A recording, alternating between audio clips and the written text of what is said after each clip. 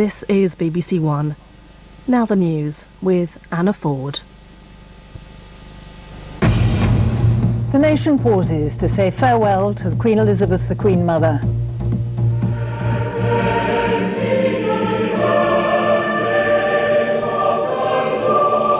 Her strength, dignity and laughter are remembered in a moving funeral service. Flanked by his parents and sons, Charles weeps for his magical grandmother. Returning to Windsor, 1 million people line the route. Also today, in the Middle East, Israelis and Palestinians clash again.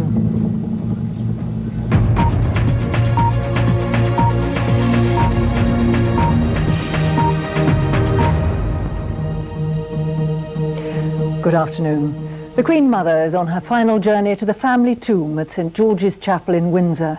Her funeral service, which combined immense dignity and formality, took place at Westminster Abbey. In one of many moving tributes, the Archbishop of Canterbury likened her to the sun, bathing us all in her warm glow. Many heads of state joined royalty and hundreds of official mourners, while the streets outside were crowded with hundreds of thousands of people, all of whom observed a 2-minute silence as the service began. The Queen Mother will be laid to rest this afternoon beside her late husband, King George VI. Almost 1 million people lined the route of the funeral cortege from London to Windsor. Our royal correspondent Jenny Bond reports.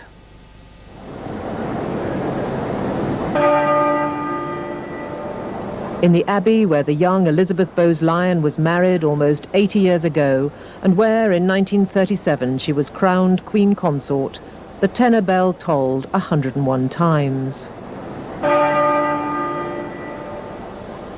Once for every year of a long life now ended. The crowds, 20 deep in places, who had waited patiently as they had for her lying in state, waited again, this time for a final farewell. One that will be conducted with the pageantry befitting the occasion. Queen Elizabeth's peers, kings and queens, princes and princesses from Europe and beyond came to mourn her passing, 25 of them in all. The Prime Minister, who summed up the Queen Mother last week as a woman who had loved her country and had been loved in return, was among the parliamentarians present and past who were gathered to pay final tribute. Australia's Prime Minister John Howard, one of many representatives from the Commonwealth. From the world of racing, the former commentator Sir Peter O'Sullivan. And at the Queen's invitation, Camilla Parker Bowles, her presence another clear signal that her relationship with Prince Charles is gaining official approval. Also invited, the Duchess of York, a rare appearance in royal circles. She did not, though, form part of the procession of the Queen Mother's royal relatives. Shortly after 11 o'clock, the Queen set out from Buckingham Palace. Today, not just Queen, but a daughter who has lost her mother and who just 2 months ago was mourning her sister. Her composure, though, reflected her wish, expressed yesterday, that this service should not be simply about sadness, but about thanksgiving for her mother's life and times. At Westminster Hall, 300 yards away, the Queen Mother's coffin was carried from the lying in state.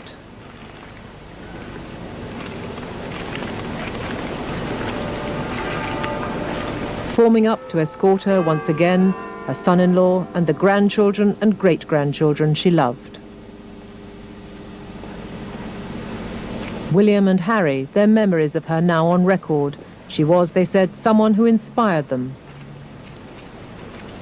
Prince Charles, still grief-stricken, who returned to his grandmother's coffin late last night for a final solitary vigil. And the Princess Royal, taking her place again with the male mourners. No! God!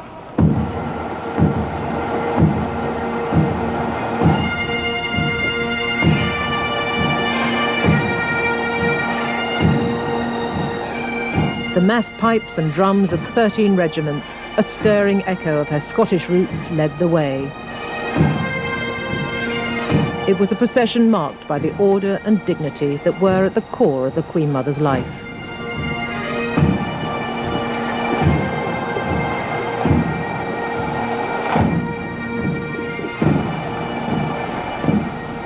For the past 4 days, her coffin has been the focus of the gaze of 200,000 people, a show of affection that has touched the royal family.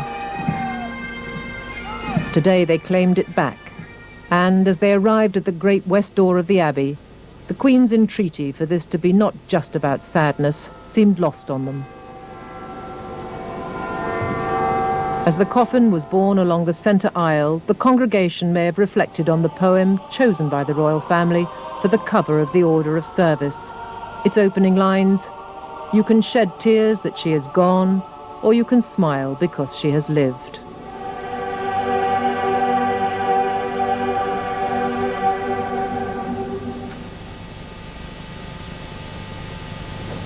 The bidding was written by the Dean of Westminster.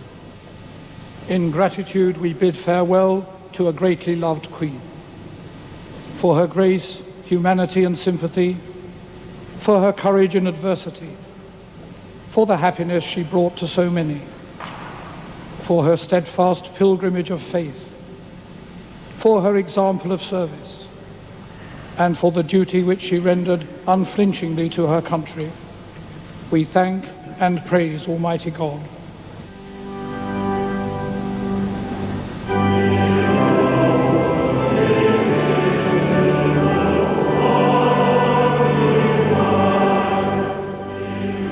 This hymn, a particular favourite that was sung at the funeral of Princess Margaret 2 months ago.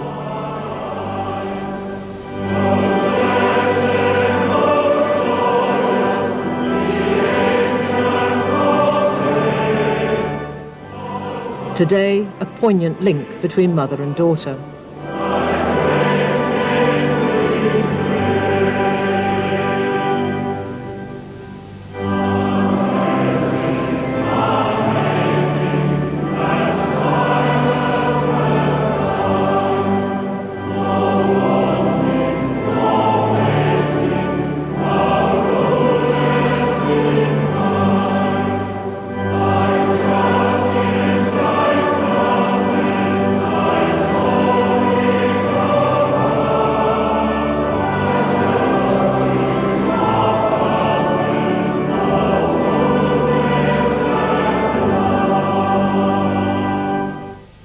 In his sermon, the Archbishop of Canterbury said the public response to the Queen Mother's death could not be explained simply by the great length of her life. It has to do with her giving of herself so readily and openly. There was about her, in George Eliot's lovely phrase, the sweet presence of a good diffused. Like the sun, she bathed us in her warm glow. Now that the sun has set and the cool of the evening has come, some of the warmth we absorbed is flowing back towards her. Her life, he said, had been characterized by strength, dignity and laughter. For the book of Proverbs has more to say about a gracious woman we can summon now as we commend to her Heavenly Father his faithful servant Elizabeth, Queen Mother, Queen Mum, deeply loved and greatly missed. It simply says this of a woman of grace. Many have done excellently, but you exceed them all. His words moved Prince Charles to the brink of tears.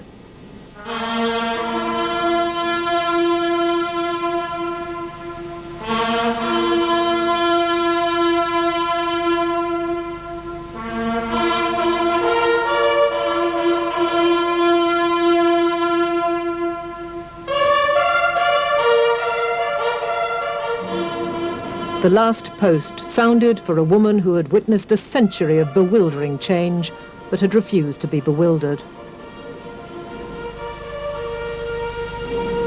A staunch traditionalist to the end, she regarded change as anathema. She'd remained in tune with her great-grandchildren, even if she didn't always understand them.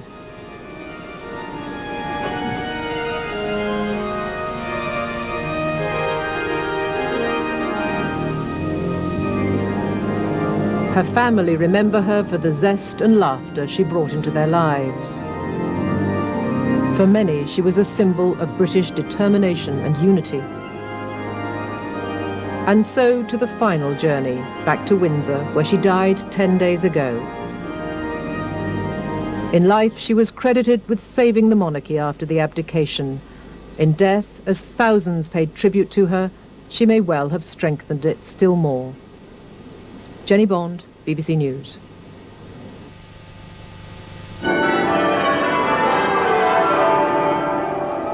Accompanied by the bells of Westminster Abbey, the Queen Mother's final journey out of the nation's life began.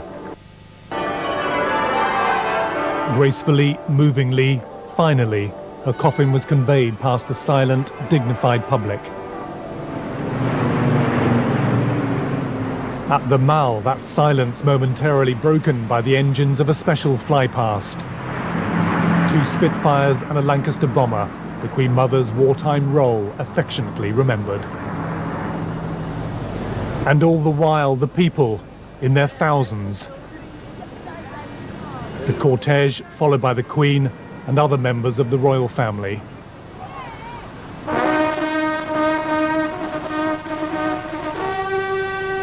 Then it was through Wellington Arch, the procession winding its way under and past the great landmarks of London, the Queen Mother's farewell to the capital. Under a cascade of flowers, she was driven further and further west. Others chose polite applause on the road to Windsor, the small group of vehicles moving at a stately pace towards a journey of rest.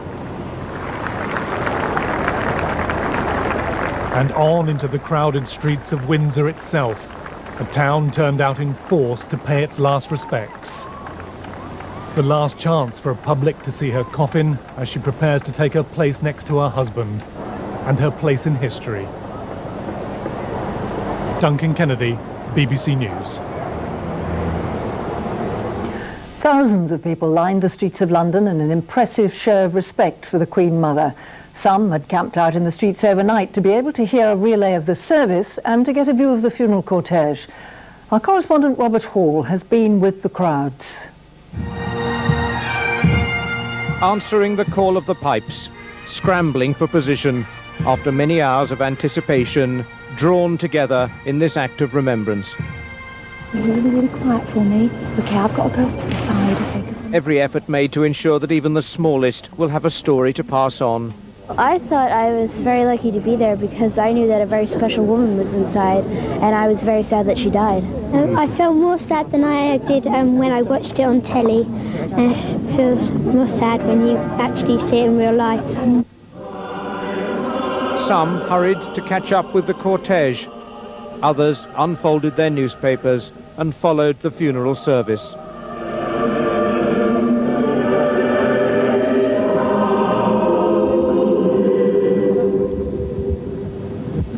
The chatter of the crowds was hushed. Suddenly, they were there, inside the Abbey, as the choir's anthem echoed around Parliament Square. After 4 days in which hundreds of thousands had queued to pay their respects and witness history, these were perhaps the most intense moments.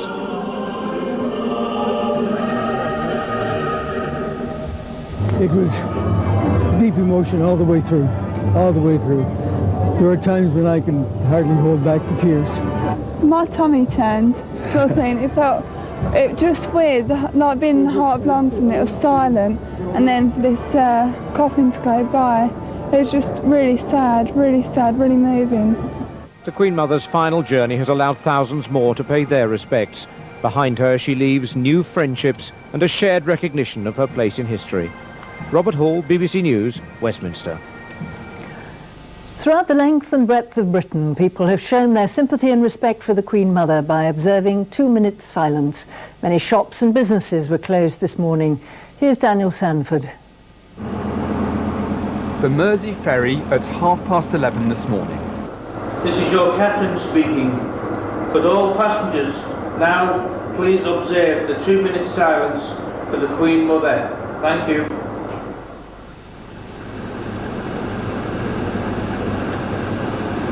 Two-minute silence for a life of over 100 years. The United Kingdom paused today to remember a Queen who'd played a role in so many lives.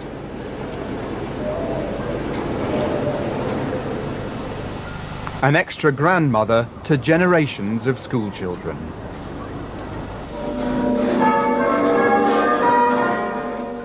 And in the village where she grew up, bells to celebrate a long life. Daniel Sandford, BBC News. And now a look at today's other news. Reports from the Middle East say there's been more fierce fighting in the West Bank. Israeli forces have made a partial withdrawal from the Palestinian territories. Overnight they left Tulkarm and Kalkilia, but they've also occupied one new town, Dora, near Hebron. The most intense clashes are in Jenin, where dozens of Palestinian gunmen are holed up in a refugee camp.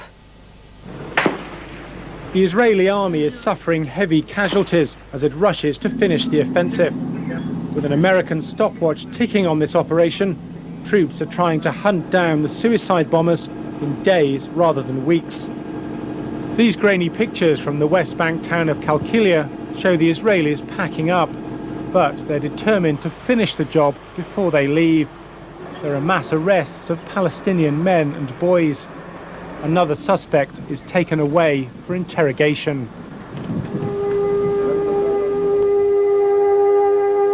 Away from the West Bank, sirens brought stillness to every Israeli for 2 minutes today to mark the Holocaust. At Yad Vashem, the national memorial, a solemn ceremony to remember the 6 million who died. Never again is an argument used repeatedly by Israeli spokesmen to justify what's happening now in the West Bank. The world stood by while Jews were slaughtered in the Holocaust. Today, the Israelis say they'll do whatever it takes to ensure the security of a Jewish state. A fresh Israeli incursion today, even as troops withdrew elsewhere. The Palestinians say the Holocaust was a European atrocity, which Arabs are being made to pay for. They say Israel's birth is their continuing tragedy. Paul Wood, BBC News, Jerusalem. The fiercest fighting has been taking place in the refugee camp at Jenin. Our correspondent Jeremy Cook is at a position overlooking the town. Jeremy, we're getting reports that there have been fierce and heavy losses on both sides. Can you tell us more? That's right, Anna. We're getting those reports here. We're a couple of miles away from Jenin, which is behind me across this open ground. Overnight, particularly intense fighting here. Israeli security sources are suggesting that the Palestinians may have lost something like 150 men killed over the past week or so of this offensive in this city. We are also now, though, getting some indications that the Israelis themselves are suffering casualties on a scale which we haven't seen before. Yesterday, it was confirmed that 9 of their soldiers have been killed in this operation. Overnight, again, intense fighting, and we are getting suggestions that the overnight number of Israeli soldiers killed could run into double figures. It's a big number from an army not used to taking those sort of hits, and it's the sort of number which can not only impact Israeli public opinion, but also drive Israeli government and indeed military policy. Jeremy, Anna. thank you. Thank you. Back in Britain, more than 70 asylum seekers smuggled themselves illegally into Folkestone last night on a single freight train. It's believed they boarded in Milan. The freight company EWS has criticised security on the French side of the Channel. Kent police say 50 asylum seekers have been detained, but more than 20 are still at large. A 13-year-old girl is to appear in court accused of smuggling nearly £1 million worth of heroin into Britain. She was detained at Manchester Airport yesterday after arriving on a flight from Pakistan. She's now in the care of the social services in Bradford, where she says she has family. Bathers have been told not to swim in the sea off a West Wales beach after 6 children were treated for suspected chemical burns. Urgent investigations are being carried out to establish the cause of the incident near Llanelli, and the children are being treated at a nearby hospital. With children in many parts of the country still on their Easter break, Carmarthenshire Council has been forced to make the sea off this beach a no-go area. The swift action was taken after a group of 6 local kids who'd been playing in the water complained of feeling itchy. All developed rashes, some even came up in blisters. We came out of and they were stinging, and then we had a rash. And then we went home and we put cold water in there and we washed their legs. They came up to the car crying, red rashed all over them, moaning that they were really burning. Samples of seawater have been taken, and although there are some industries in the area, council officials say it's too early yet to say what was responsible for the burns. The doctors, the clinicians, they've diagnosed suspected chemical burns. We're looking at that as a cause. We're also looking at algae together with the possibility of jellyfish. The children affected have been treated in hospital. Others, however, keen to finish off their Easter break, are being kept out of the water. Willow Davis, BBC News. And now more on today's main story. The Queen Mother's coffin has been taken to Windsor, where she will be buried this afternoon alongside her late husband. Police have just said that more than 1 million people lined the route of the funeral cortege from London to Windsor. It follows a funeral service of immense dignity at Westminster Abbey, where the Archbishop of Canterbury likened the Queen Mother to the sun, bathing us all in her warm glow. Our royal correspondent Jenny Bond is outside Westminster Abbey and Brian Hanrahan is at Windsor. First, Jenny. Jenny, the Archbishop of Canterbury referred during the funeral service to the Queen Mother's maternal strength. Do you think that's going to be our abiding memory of her? Well, I don't think there's any doubt he was referring to the extraordinary position she did hold in the nation's affections. To all the people who came here, still many here, she was simply the Queen Mum. She had a very paradoxical role, I think. She was regarded perhaps as the grandest of the royals and yet the most approachable. She was regarded as a most dignified lady, which indeed she was, but we now know from her great-grandchildren that she could imitate Ali G. Prince Andrew, over the last few days, has told her of the unique relationship she had with each of her grandchildren. She clearly had a pivotal role in that family. And for Prince Charles, who looked distraught today once again at his loss, she was, of course, in his own words, simply everything. And tonight he's flying up to Scotland to be at her former home, Burke Hall on the Balmoral estate, to be alone with his thoughts. Jenny, thank you very much. And now we go to Brian Hanrahan, who's at Windsor Castle. Brian, the Queen Mother's coffin has arrived there. Take us through the events of this afternoon. Well, at the moment, probably this is very private, and there's been a very clear distinction made between the public and the private side of this funeral service. We're now into the private family part, and we believe what's happening is that the Dean of Windsor is saying a few prayers, just a quiet reception, really, for the coffin, and after that it will wait in the chapel of St George's until the rest of the royal family arrive. The Queen is still at Buckingham Palace and will be returning here later today. And when the families are assembled, both the royal family and the Bowes-Lyon family, there will then be a totally private interment inside the chapel in the vault next to her husband, King George VI. And that will end with the final symbolic snapping of the staff of office, the wand of the Queen's Great Chamberlain, to indicate that with this service to his employer, he no longer has any more duties to perform. Brian, thank you very much. And now we go over to Philip Avery for the weather.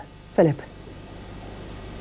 Anna, thank you very much indeed. I'm very pleased indeed that it did stay dry for the people out of doors in London through the past few hours. And indeed, over the next couple of days, we'll see a lot of fine and dry weather across many parts of England and Wales, at least till Friday or so. But you will see more cloud, more rain across Scotland and Northern Ireland before then, and a little bit of nighttime frost and fog to watch out for as well. As we zoom our way in towards the British Isles, you can see there's a fair bit of cloud just on the eastern side of England at the moment, and the cloud gathering all the while across this northwestern corner of Scotland. That will produce rain of nuisance value rather than anything else over the next few hours. But come away towards the southwest, that's where you see the very best of the sunshine today. More cloud, as I say, towards the east, and it might just produce the odd shower down towards the Kent coast or across the coast of East Anglia, and there'll still be quite a stiff breeze there, making it feel pretty cool. And you have to come away towards the west to see the very best of the temperatures through today. Could top out around about 14 or 15.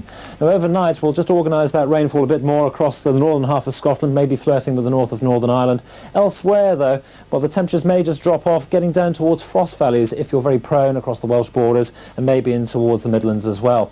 Tomorrow we'll keep that cloud and rain theme going across the north of Scotland, the far north of Northern Ireland, And elsewhere, well, once we get rid of the early morning mist and fog, again in the Welsh Marches and the Midlands, perhaps the northeast of England, a dry and fine day, but not feeling overly warm yet again through East Anglia and the southeast because of the strength of the northeasterly breeze.